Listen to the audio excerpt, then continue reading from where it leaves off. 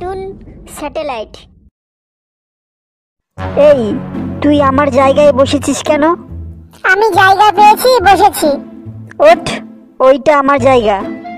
তোর কি নাম লেখা আছে নাকি এইটা তোর জায়গা? স্যার, বটু আমাকে মারছে। এই ক্লাসের মধ্যে মারামারি ঝগড়া একদম করতে নেই, চুপ করে বস। হ্যাঁ স্যার, আপনি ঠিকই বলেছেন। ক্লাসের মধ্যে মারামারি ঝগড়া একেবারেই করা উচিত না।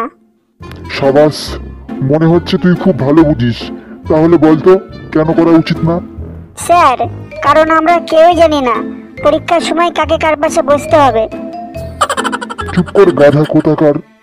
আপনাকে একটা প্রশ্ন করতে পারি স্যার? হ্যাঁ কর।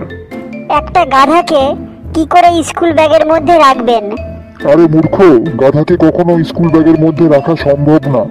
স্যার, ব্যাগটা অনেক বড়, ব্যাগের চেনটা খুলবেন আর গাধাকে ভেতরে ঢুকিয়ে দেবেন। ওহো, আরো একটা প্রশ্ন করব স্যার। আবার কি হলো? আচ্ছা কর, কি প্রশ্ন করবি কর। এবার একটা ছাগলকে কিভাবে স্কুল ব্যাগের মধ্যে রাখবেন? এইটা তো খুবই সহজ।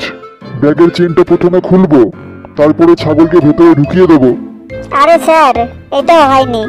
আগে গাধাকে ব্যাগ থেকে বার করতে হবে, তারপরে ছাগলকে ভেতরে ঢুকাতে হবে। আর একটা প্রশ্ন করব স্যার। হ্যাঁ কর, কি বাকি আছে? বনের সমস্ত পশুরা শিয়ালের জন্মদিনের পার্টিতে গেছে, শুধু একজন যায়নি। বলুন তো সেইটাকে? মনে হয় কুকুর যায়নি, কারণ একজন আর একজনকে দেখতে পারে না। হয়নি স্যার, এটা হবে ছাগল, কারণ ছাগল তো এখনো ব্যাগের মধ্যেই আছে। আরো একটা প্রশ্ন করব স্যার, এটাই লাস্ট প্রশ্ন। বল হারামজাদা।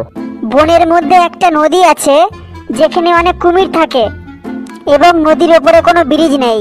আপনি কি করে নদী পার হবেন? কি করে আবার? নৌকা নিয়ে নদী পার হব।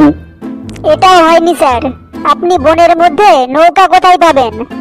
আপনি সহজেই সাঁতার কেটে নদী পার হতে পারবেন, কারণ কুমিরগুলো সব শিয়ালের জন্মদিনে গেছে।